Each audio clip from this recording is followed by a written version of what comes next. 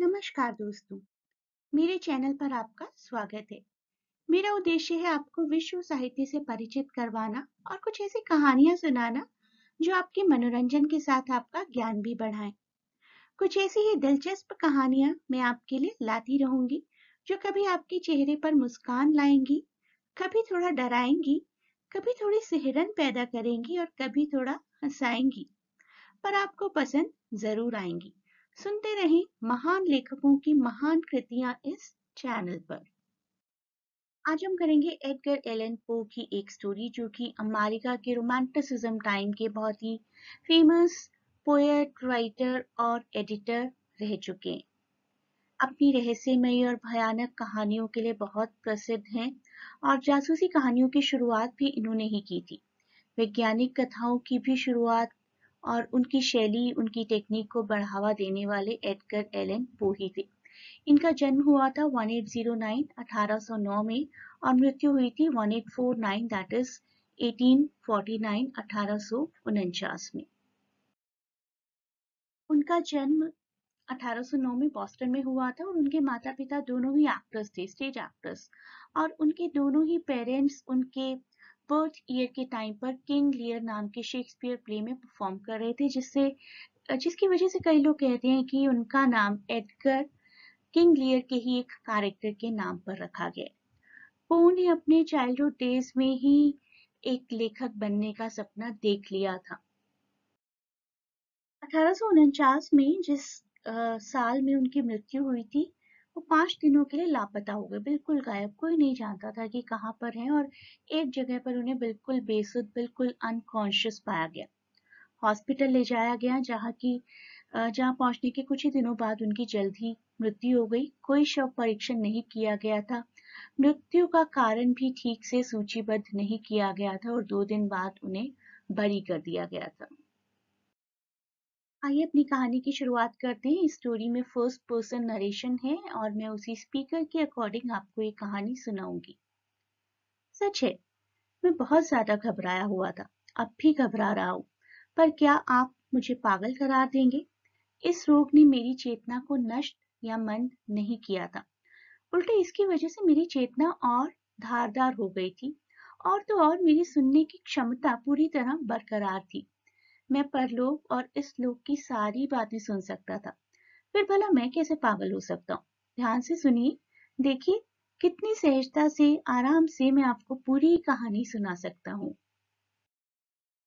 ये बताना तो इम्पॉसिबल है कि मेरे दिमाग में ये फितूर आया कैसे, पर एक बार दिमाग में आया तो आया और दिन रात मुझे परेशान करने लगा।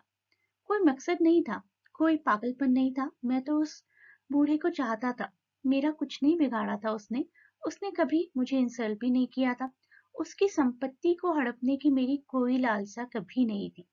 मेरे ख्याल से उसकी आंख, हाँ उसकी आंख ही थी इसकी वजह। उसकी एक आंख बिल्कुल गिद्ध की आंख की तरह निस्तेज और नीली, झिल्ली से ढकी हुई।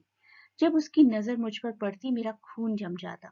धीरे धीरे बात इस हद तक बढ़ गई कि मैंने इस बूढ़े की जान लेने की ठान ली, ताकि हमेशा हमेशा के लिए मैं इस आंख से छुटकारा पा जाऊं। मुद्दा दरअसल यही है। यह सब सुनने के बाद आप शायद मुझे पागल कहेंगे, पर पागल आदमी तो कुछ नहीं जानता समझता। काश आप मुझे देखते, आप देखते कि कितनी समझदारी से मैंने अपनी योजना बनाई, कितनी होशियारी से, कितनी दूरदर्शिता से, कितने छुपे हुए तरीके से मैंने ये काम शुरू किया। उस बूढ़े की हत्या करने के पहले मैं कभी उसके प्रति इतना दयालु नहीं हुआ था जितना इस हफ्ते के दौरान रहा।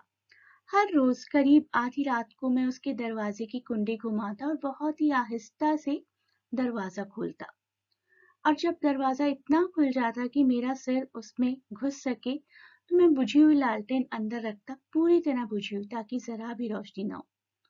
फिर धीरे से मैं अपना सिर अंदर घुसाता। ओह, आप यदि देखते तो शायद हंसते कि कितनी चतुराई से मैं अपना सिर भीतर घुसाता था। मैं उसे घुमाता धीरे, बहुत ही धीरे, ताकि बूढ़ा जाग ना जाए। ऐसा करने में मुझे पूरा 1 घंटा लग जाता। फिर कहीं जाकर मैं थोड़े से खुले दरवाजे में अपना पूरा सिर घुसा पाता और तब कहीं मैं बूढ़े को बिस्तर पर सोता हुआ देख पाता था। जरा बताइए तो, क्या एक पागल आदमी इतनी चतुराई से काम ले सकता है? फिर जब मेरा सिर अच्छी तरह से भीतर घुस जाता तो मैं सावधानी से लालटेन जलाता, बेहद सावधानी से। लालटेन इतनी धीमी जलाता कि रोशनी की बहुत ही हल्की सी किरण उसकी गिद्ध जैसी आंखों पर पड़ती। और यह काम मैं लगातार 7 रातों तक करता रहा, हर रात, बिल्कुल आधी रात को। पर मैंने उस आंख को हमेशा बंद ही पाया। और ऐसे में मेरे लिए ये काम करना बिल्कुल असंभव था, क्योंकि बूढ़े से मुझे कोई परेशानी नहीं थी। यह तो उसकी दुष्ट आंख थी जो मुझे तकलीफ देती थी। हर सुबह दिन के उजाले में मैं बेधड़क उसके कमरे में घुस जाता और बड़ी हिम्मत के साथ उसके साथ गपशप करता। बड़े प्यार से उसका नाम अपनी जबान पर लाता, उससे पूछता, आपकी रात कैसी बीती? अब आप ही देखिए, ये बुजुर्ग आदमी शायद ही शक करता कि हर रात 12 बजे मैं उसके कमरे में झांकता हूँ। 8वें दिन रात को दरवाजा खोलते हुए मैं हमेशा से थोड़ा ज्यादा अलर्ट था। घड़ी की मिनट की सुई जिस गति से घूमती है, उससे भी धीमी गति से मैंने दरवाजा खोला। इससे पहले मुझे कभी अपनी शक्ति का, अपने सयानेपन का इतना एहसास नहीं हुआ था। मैं बड़ी मुश्किल से अपनी जीत की खुशी को जज़्ब कर पा रहा था, कंट्रोल कर पा रहा था। मैं याद कर रहा था कि कैसे धीरे-धीरे मैंने दरवाज़ा खोला। उसे सपने में भी मेरे भीतर छुपे हुए ख़यालों की भनक तक नहीं हुई थी। अपनी इस जीत के ख़याल से मेरी दबी हुई हँसी छूट पड़ी और शायद उसने इसे सुन लिया, क्योंकि अचानक उसने करवट बदली जैसे कि वह चौंका हो। अब आप सोच रहे होंगे कि मैं पीछे हट गया होऊँगा, पर नहीं। उसका कमरा गहरे अंधकार में डूबा हुआ था। चोरों के डर से सारे दरवाजे सावधानी से बंद किए गए थे, इसलिए मैं जानता था कि दरवाजे को खुलता हुआ नहीं देख पा रहा था। मैं लगातार धीरे-धीरे दरवाजा खोलता गया। मैंने अपना सिर पूरी तरह अंदर घुसा लिया था और लालटेन जलाने ही वाला था कि मेरा अंगूठा टिन के जोड़ पर से फिसल गया। बूढ़ा बिस्तर से उछल पड़ा। उसने चिल्लाकर पूछा, कौन है? मैं एकदम स्थिर रहा, कुछ नहीं बोला। पूरे 1 घंटे तक मैंने कोई हलचल नहीं की। इस बीच ना ही मुझे उसके लेटने की आवाज आई, ना ही हिलने-डुलने की। वह अब तक बिस्तर पर बैठा टो ले रहा था कि अंदर कौन आया। बिल्कुल वैसे ही जैसे मैं रात दर रात मौत के सन्नाटे को सुनता रहा था। उसी समय मैंने उसकी एक दर्द भरी आवाज सुनी। मुझे पता था यह दर्द भरी आवाज किसी मृत्यु के भय से है, किसी दर्द के भय से नहीं। यह एक आवाज थी, घुटी हुई सी आवाज, जो आत्मा की गहराई से उठती है जब आदमी पर दहशत, डर पूरी तरह हावी हो जाता है। मैं इस आवाज को अच्छे से जानता था। बहुत सारी रातों को ठीक आधी रात के समय, जब सारी दुनिया मीठी नींद में खोई रहती थी, यह आवाज खुद मेरे अंदर से आती थी। अपनी हर भयावह गूंज के साथ एक दहशत में बदलती हुई मुझे विचलित करती रही। मैं कहता हूँ, मैं इस आवाज को अच्छी तरह जानता हूँ। मुझे पता था यह बूढ़ा आदमी इस वक्त क्या महसूस कर रहा था। मुझे उस पर दया आई। हालांकि भीतर से मैं खुश था। मैं जानता था कि जब से उसने हल्की सी आवाज सुनी थी और करवट बदली थी, तभी से उसकी नींद उड़ गई थी। उसी पल से उसका डर हर बीतते पल के साथ उस पर हावी हो रहा था। हालांकि वह बहुत कोशिश कर रहा था अपने डर से पीछा छुड़ाने की, सोच रहा था, खुद से ही बात कर रहा था कि ये कुछ भी नहीं था। चिमनी में हवा के घुसने की आवाज होगी, शायद कोई चूहा फर्श पर दौड़ा हो, शायद कोई कीड़ा हो। खुद को दिलासा दे रहा था, पर उसे यह सब व्यर्थ लग रहा था, बिल्कुल व्यर्थ, क्योंकि मौत उसकी तरफ बढ़ रही थी। एक काली छाया उसके चारों तरफ घिरती जा रही थी, एक ऐसी छाया जो उसकी समझ से परे थी। उसका प्रभाव उसे भयभीत किए हुए था। उसका शोक से भरा हुआ चेहरा था। यद्यपि ना उसने कुछ देखा ना कुछ सुना कि वह कमरे में मेरे झांकने को महसूस कर पाता। मैंने जब बहुत देर, बहुत पेशेंस के साथ इंतजार कर लिया और उसके लेटने की कोई आवाज भी नहीं आई, तो मैंने धीरे से, बहुत धीरे से लालटेन की रोशनी को कुछ कुछ बढ़ाना शुरू किया। आप सोच भी नहीं सकते कितने आहिस्ता से, कितनी खामोशी से मैंने लालटेन की रोशनी को इतना सा खोला कि मकड़ी के धागे जितनी एक पतली सी किरण लालटेन से निकलकर सीधे उसकी गिद्ध जैसी आंख पर पड़ी। वह आंख खुली थी, पूरी तरह एकदम खुली। क्रोध में मैं पागल हो गया। मैंने टकटकी लगाकर उस आंख को घूरा। मैंने उस शैतान आंख के अनोखेपन को साफ तौर पर देखा। धुंधली नीली झिल्लीदार आंख, जिसे देखकर भीतर तक मेरी हड्डियां सूख गई। और उसके अलावा मैं बूढ़े का चेहरा या उसका शरीर भी नहीं देख पाया, क्योंकि मैंने किसी दुष्ट भावना के कंट्रोल में आकर रोशनी की किरण को केवल उसकी आंख पर ही टिकाया था। और क्या क्या मैंने आपको नहीं बताया, जिसे आप पागलपन कहते हैं, वो है आपकी इंद्रियों का आपके कंट्रोल से बाहर हो जाना, आपकी सेंसेस का आपके कंट्रोल से बाहर हो जाना। शायद मेरी भी सेंसेस मेरे कंट्रोल से बाहर हो गई थी। हाँ, अब मैं बताता हूँ कि मेरे कान में एक धीमी सुस्त मरियल पर तेज गति वाली आवाज आने लगी, जैसे किसी कपड़े में लिपटी हुई घड़ी से आती है।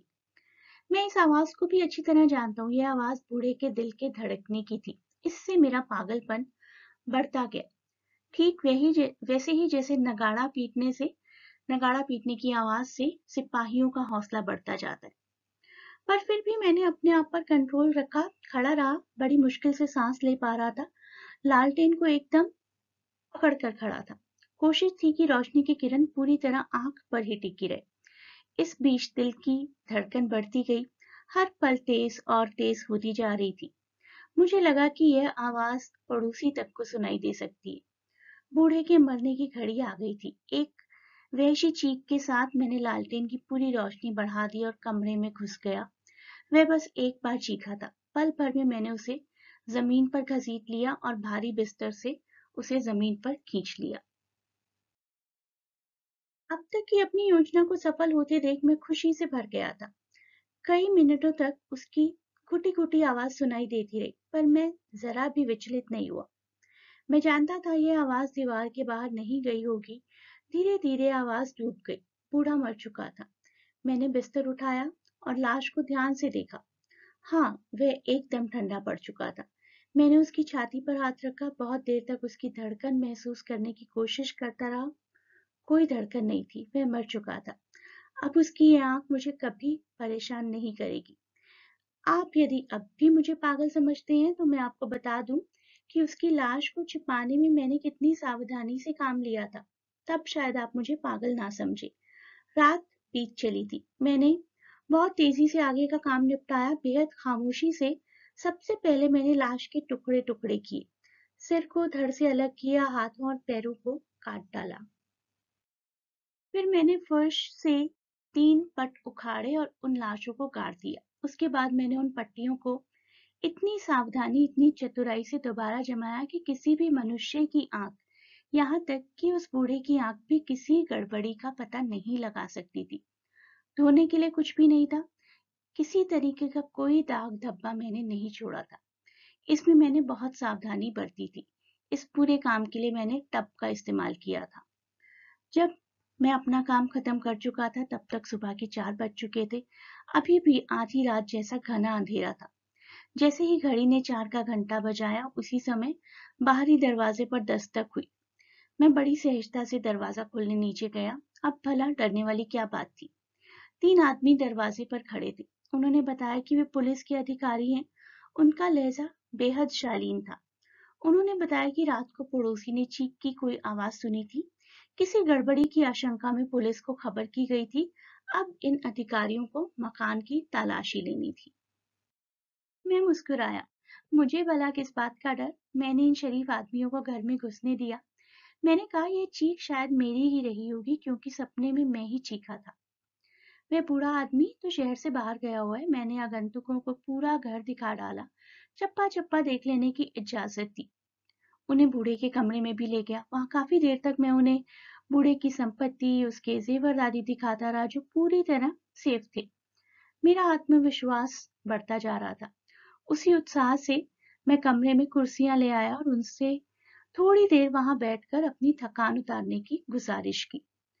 अपनी इस सफलता से मेरा साहस इस हद तक पहुंच गया कि मैंने अपनी कुर्सी भी ठीक उसी जगह जमा दी जिसके नीचे लाश के टुकड़ों को दबाया था।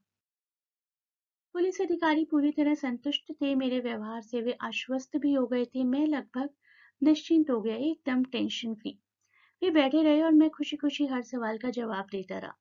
वे भी दोस्ताना अंदाज में गपशप करते रहे, किंतु जल्द ही मुझे महसूस होने लगा कि मैं पीला पड़ता जा रहा हूँ। मैं उनकी जल्दी जाने की कामना करता रहा। मेरा सिर दुखने लगा। मुझे लगा जैसे मेरे कानों में कुछ गूंज रहा है। फिर भी वे बैठे रहे, गपशप करते रहे। अब ये गूंज साफ होती जा रही थी, बढ़ती गई, धीरे धीरे ज्यादा साफ होने लगी। इस एहसास से छुटकारे के लिए मैं और भी सहजता से गपशप करने लगा, किंतु आवाज थी कि लगातार बढ़ती ही जा रही थी। अब वे एकदम स्पष्ट हो गई थी। धीरे धीरे मुझे यह लगने लगा कि आवाज मेरे कानों के भीतर नहीं, बाहर थी। बेशक अब मैं बहुत पीला पड़ चुका था, पर मैं फिर भी लगातार ऊंची आवाज में बोलता रहा। अब वह आवाज इतनी बढ़ गई कि मैं लाचार सा अनुभव करने लगा। यह धीमी, मरियल पर तेज गति वाली आवाज थी, बिल्कुल वैसी ही जैसे किसी कपड़े में लिपटी हुई घड़ी से आती है। मेरी सांस उखड़ने लगी, पर फिर भी पुलिस अधिकारियों ने कोई ध्यान नहीं दिया। मैं और तेज और जोर देकर बोलने लगा, पर आवाज लगातार बढ़ती ही जा रही थी। ये लोग आखिर जा क्यों नहीं रहे? मैं उठकर बेचैनी के साथ चहलकदमी करने लगा। ऐसे लगा मानो उन लोगों के हाव भाव से मैं उत्तेजना से भरता जा रहा हूँ। पर यह शोर था कि लगातार बढ़ता ही जा रहा था। हे ईश्वर, मैं क्या करूं? और मेरे मुंह से झाग निकलने लगी। मैं प्रलाप करने लगा, कस्में खाने लगा। मैं जिस कुर्सी पर बैठा था उसे जोर जोर से हिलाने लगा और उसे नीचे ईंटों पर ठकठकाने लगा। पर शोर था कि थम ही नहीं रहा था। वह तेज और तेज और तेज होता जा रहा था। फिर भी ये लोग हंसी खुशी गपशप में लगे हुए थे, मुस्कुरा रहे थे। क्या यह संभव है कि उन्होंने कुछ भी ना सुना हो? नहीं, नहीं, उन्होंने जरूर कुछ सुना है। उन्हें संदेह है, उन्हें शक है, वे सब कुछ जानते हैं और वे लोग मेरे खौफ का, मेरे डर का मजा ले रहे हैं। मेरे मन में यह बात घर करने लगी कि इस यातना से तो कुछ भी और बेहतर था। कुछ भी सहा जा सकता है, पर यह नहीं। यह ढोंग अब बर्दाश्त के बाहर था। मेरी जोर से चीखने की इच्छा हुई, मन हुआ कि मर जाऊं, पर आवाज तेज तेज तेज और तेज होती गई। मैं चीखा, ज्यादा ढोंग मत करो। मैं अपना अपराध स्वीकार करता हूँ, ईंटों को हटा लो। हाँ, यहाँ ठीक इसी जगह पर दुष्ट हृदय की सांस लेने की आवाज आ रही है। तो हमारी स्पीकर की ये स्टोरी यहीं समाप्त होती है, और इस कहानी का मुख्य विषय है पागलपन और उसके साथ जुड़ा हुआ एक अपराध बोध, एक guilt feeling. Whenever someone commits a crime, the guilt always accompanies the person. तो कैसी लगी आपको ये कहानी? मुझे कमेंट्स में लिखकर जरूर बताएं।